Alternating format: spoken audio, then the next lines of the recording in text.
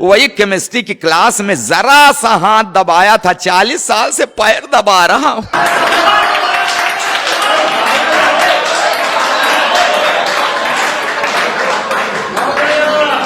अपनी तरह का एक ऐसा कवि इलाहाबाद से हमारे बीच में आए हैं, जिनकी शैली, शिल्प, बात करने का लहजा अपने आप में एक विशिष्ट है। राधेश्याम भारती इलाहाबाद से हमारे बीच में है। जोरदार तालियां बजाकर आमंत्रित करिए।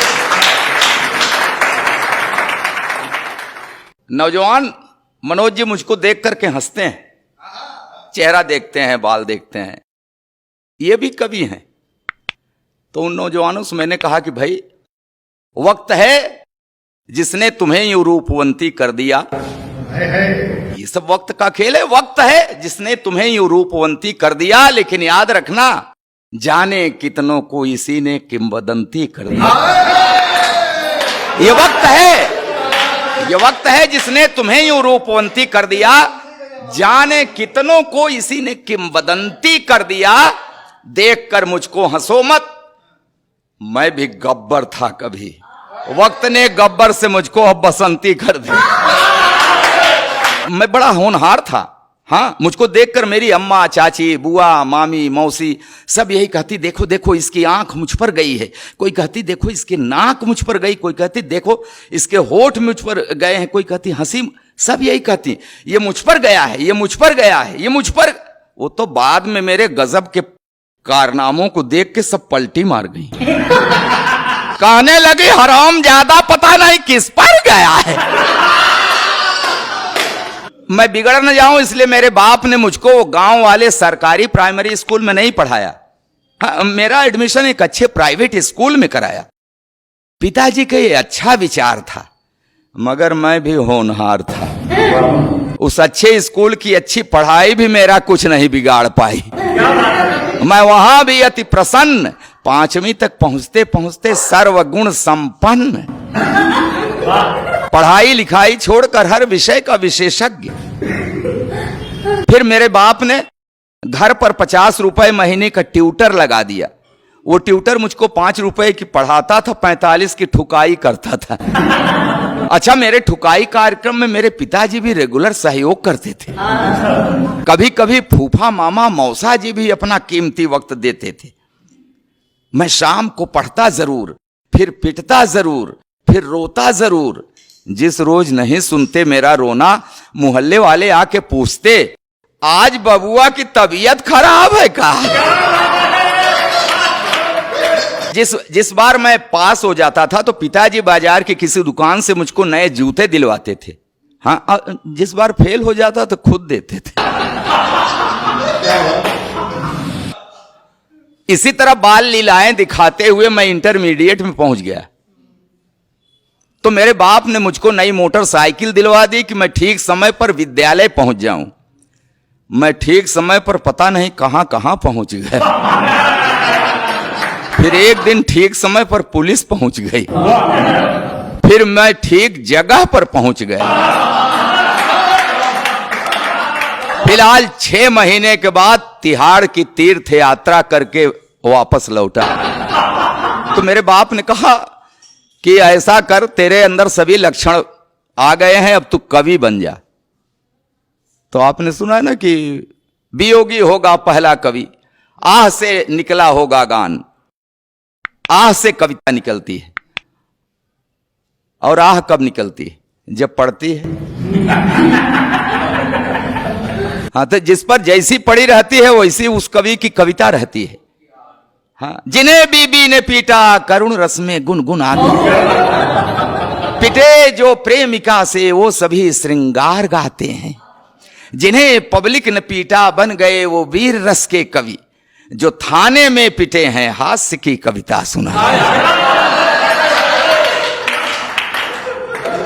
गृहस्थी को हमने जंजाल कहा है, हमारे मनीषियों ने। वाकई जंजाल है। हाँ, हम ही लोग जानते हैं वो दर्द। रोज नया एक जख्म, जख्म भरने भी नहीं देती, कान पकड़ती मन का कुछ करने भी नहीं देती। ये मात्र शक्तियां हैं मेरे सामने, इसलिए मैं चाहूंगा कि ध्यान देंगे। हाँ हाँ, कि रोज नया एक जख्म, जख्म भरने भी नहीं देती, कान पकड़ती, मन का कुछ करने भी नहीं देती। कितनी व्यवस्था है फरमाइश पर फरमाइश, जीने नहीं देती है और करवा चौथ का व्रत रखकर मरने भी नहीं देती।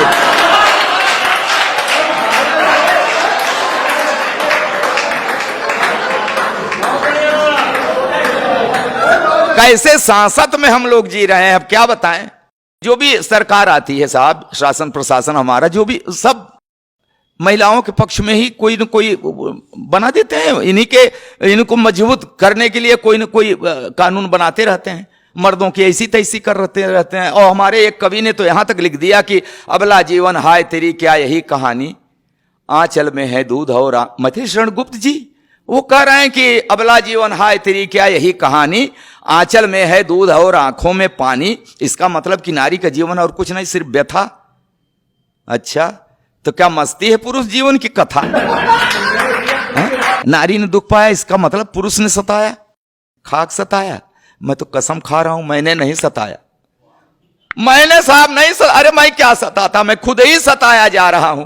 वही केमिस्ट्री की क्लास में जरा सा हाथ दबाया था, 40 साल से पैर दबा रहा हूं।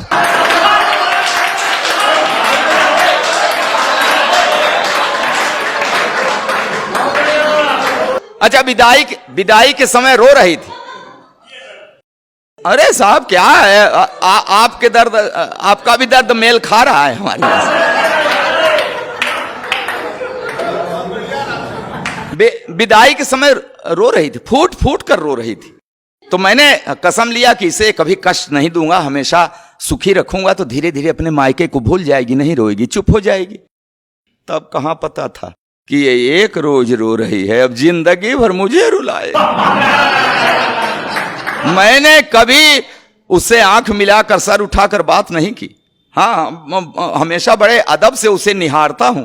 उसके पैर के अंगूठे में हल्की सी ठोकर लग जाए, तुरंत बैठकर मुंह से फूंक मारता।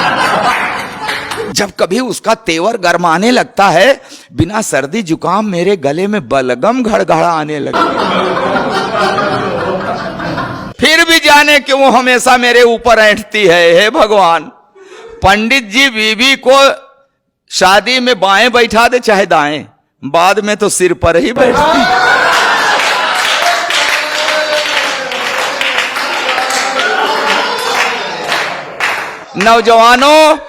नौजवानों सुन लेना, ये जवानी की सारी मस्ती छूट जाती है। आई लव यू की क्लच प्लेट टूट जाती है। करो, पढ़ी लिखी है, तब से लेकर आज तक हर रोज सवेरे रामायण पढ़ती है, दिन भर महाभारत करती है। जब बाजार गई उसे साड़ी का वही रंग पसंद आया जिसने मेरे चेहरे का रंग उड़ाया। चोरी करूं, बेईमानी करूं, कहीं से लाऊं, ला कर रख दूं हाथ पर गड्डी, तो चाहकने लगती है। प्यार का ओवरफ्लो, सैया सैया की जगह भैया भैया कहने लगा। अच्छा, जिस दिन नहीं पाती पैसा, ऐसी नजरों से देखती है जैसे चबा जाएगी कच्चा। कहती है ऐसे निकम्मे पति से तो प्रेत अच्छा। मैं खाते वक्त अक्सर अचार मांगता हूं, अब क्या करूं। जब देखता हूं कि उसकी भौं तनी है, हिम्मत ही नहीं पड़ती कह दूं कि सब्जी ठीक नहीं बनी है। एक दिन रोटी कड़ी थी, मेरे 2 दांत टूट गए। नहीं, रोटी कड़ी थी, उसके खाने से नहीं टूटे, कह दिया था कड़ी है। बेलन के हवाई हमले से मेरी रूह हिल गई, तभी से मुझे दिव्य दृष्टि मिल गई। अब वो मुझे गधा कहते हैं तो हां मैं सिर हिलाता हूं, वो एक शब्द बोलते मैं पूरा पैराग्राफ समझ जाता हूं। मैंने 2 विश्वविद्यालयों से डिग्रियां ली हैं साहब, मगर इस बात का भी उसके ऊपर कहां असर पड़ता है। कहती है बछड़ा भले 2 गायों का दूध पिए, बड़ा होके बैल ही बनता है। चावल में अक्सर कंकड़, तो मैं कहता हूं अरे भाग्यवान, उस भगवान ने तुझे 2 बड़ी बड़ी आंखें दी हैं, ये चावल के कंकड़ बीन लिया करो जी। तो कहती उसी भगवान ने तुम्हें भी तो 32 दांत दिए हैं, ये चावल के कंकड़ फोड़ लिया करो जी। अब क्या करूं साहब, आज भी हर रोज उससे कोई न कोई शऊर सीख रहा हूं, आंख कान मूंद कर ट्रॉली खींच रहा हूं। जी हां साहब, जी हां, खींच रहा हूं ट्रॉली, मगर खुश हूं, क्योंकि मैं जानता हूं बेशक वो मुझसे लड़ती है, झगड़ती है, मगर मुझे हल्का सा बुखार भी आ जाए तो मेरी कुशलता के लिए तुलसी के नीचे दिया धरती है। कि हां, बेशक वो मुझसे लड़ती है, झगड़ती है, मगर मुझे हल्का सा बुखार भी आ जाए तो मेरी कुशलता के लिए तुलसी के नीचे दिया धरती है, रखती है व्रत उपवास, मनाती है कि अक्षुण रहे हवात, बना रहे 7 जन्मों का साथ। और ये नोक झोंक, ये तो दाम्पत्य का अंग है। मियाँ बीबी से लड़ता है, बीबी मियाँ से लड़ती है, मगर बिखरने मत देना इस दाम्पत्य को, क्योंकि बुढ़ापे में जब बेटे और बहुएं साथ छोड़ देते हैं तो एक को दूसरे के सहारे की बड़ी जरूरत पड़ती है, बड़ी जरूरत पड़ती है, बहुत।